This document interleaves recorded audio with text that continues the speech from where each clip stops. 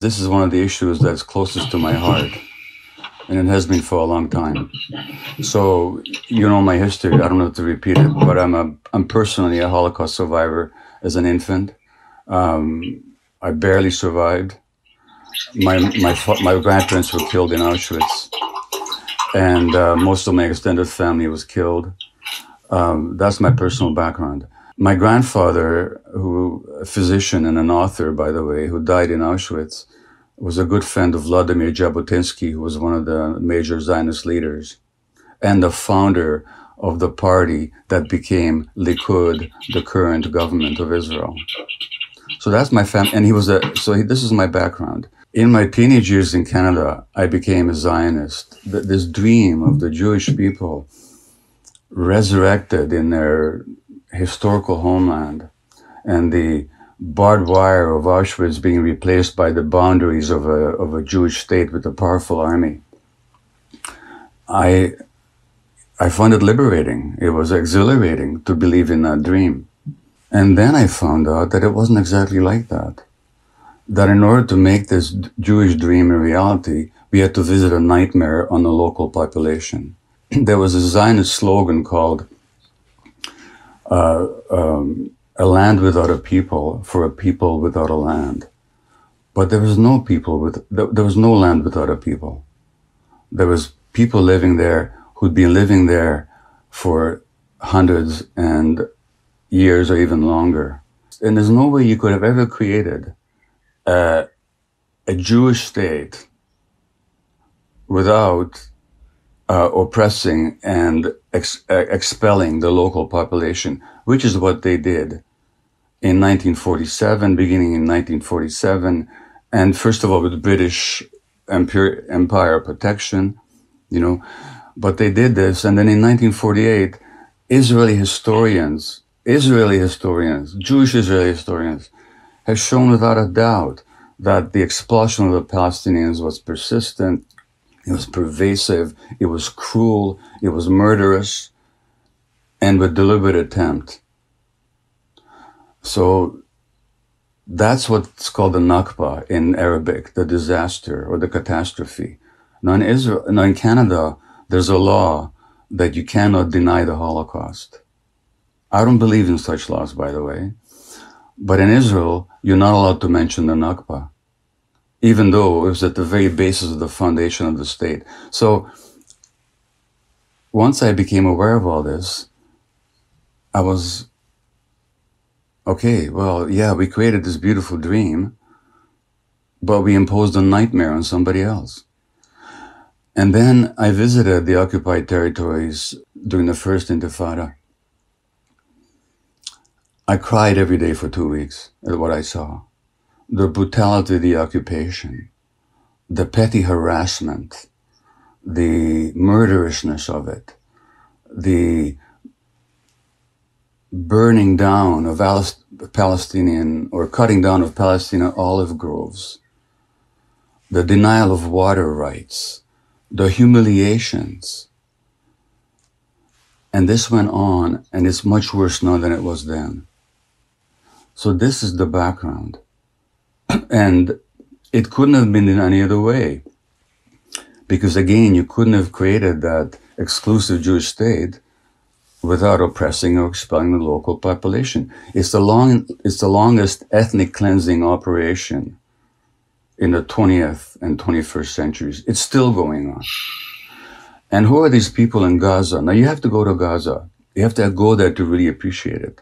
It's a small area where there are these multiple hundreds of thousands of people. I, as a Jew, I could land in Tel Aviv tomorrow and demand citizenship under the law of the right of return. But my Palestinian friend in Vancouver, Hannah Kawas, who was born in Jerusalem, can't even visit. Now, if I have the right of return after 2,000 years, if that history is even the way it is, which is itself questionable, but let's assume that it is. If I have the right of return after 2,000 years, how come Hannah hasn't got the right to return after 70 years? So then you have these miserable people packed into this horrible, people call it the world's largest outdoor prison, which is what it is. incredible poverty, 50% unemployment. Now, Hamas is an Islamic organization that was originally encouraged by Israel and supported by Israel as a counterweight to the secular Palestine Liberation Organization, which Israel didn't want to deal with.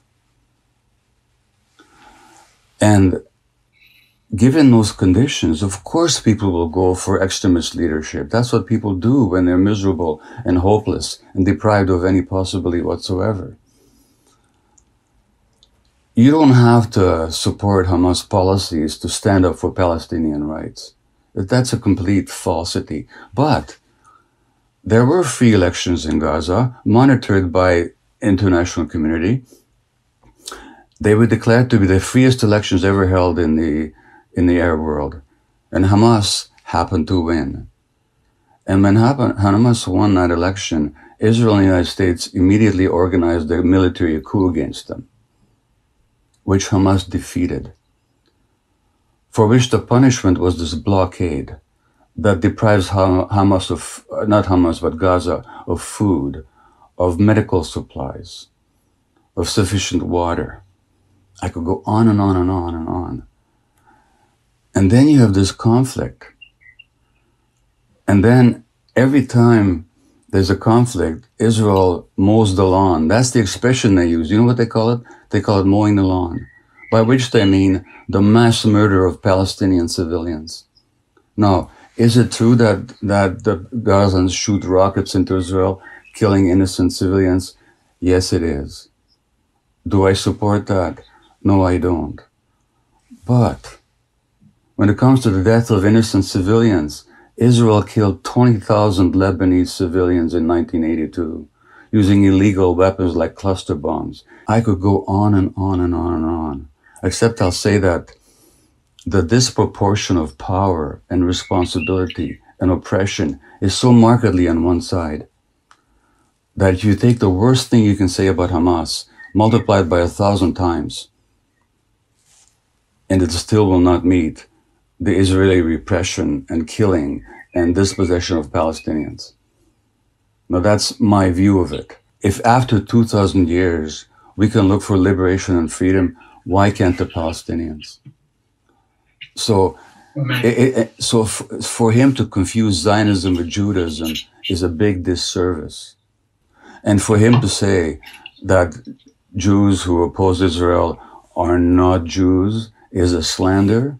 And for him to say that anybody who criticizes Israel is an anti-Semite is simply an egregious attempt to intimidate good non-Jews who are willing to stand up for what is true. And as for the final argument, that Israel is subjected to standards that other people are not, it's the other way around.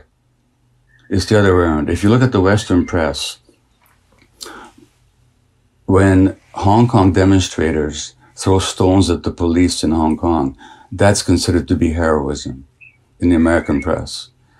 When in Myanmar, the demonstrators throw slingshots at the army, at the oppressive army, they're considered to be heroes in the Western press. When Palestinian kids throw stones at the Israeli soldiers, they're called terrorists. And Israel gets away with a lot more without much less criticism in the Western press than any other country. I'll say one more thing. I was recently contacted by a Palestinian woman from Jericho. She runs a program for Palestinian children who spend time in Israeli jails. 14, 15, 16-year-olds are jailed for months or years. Sometimes they can't see their families for months. And she runs a program for them. You know what she does? She meditates with them. She does Sufi dervish dancing with them, swirling, dancing, to bring them out of their stress state. She says, we don't have post-traumatic stress disorder here because the trauma is never post. The trauma is daily, she said. I just wish your Zionist friend would visit the occupied territories in Gaza like I have and let him speak the way he speaks now. If he's got any ounce of humanity left, he would cry like I did for 2 weeks when I was there. You can listen to any number of Israeli Defense Forces soldiers who talk about the brutality that they now regret having committed. You can listen to Israeli pilots who talk about why they refuse to fly over Gaza because of the atrocities they're made to commit. You can get all the information you want. So if anybody these days doesn't know, it's not because the information is not available. It's not what you know, it's what you could know if you wanted to find out. Now, I can understand, after the horrors of the Nazi genocide, how we desperately want some protection. I can understand all that. But none of that excuses what we're doing. And none of that excuses not knowing truth. And this deliberate attempt to silence anybody who speaks, Jewish or non-Jewish. And that's, Russell, you know what? There are no two sides. I mean, it's always a complex question, but in terms of power and control, and it's pretty straightforward. There was a land with the people living there, and other people wanted it. They took it over, and they continue to take it over, and they continue to discriminate against, oppress, and dispossess that other people. That's what happened, and that's what's happening. And I really wish that non-Jews of goodwill would stand up against the calumny and not be intimidated by this charge of anti-Semitism. I really wish that. And you know what? It's not a question of being pro-Palestinian. I'm not pro-Palestinian. I'm pro-truth.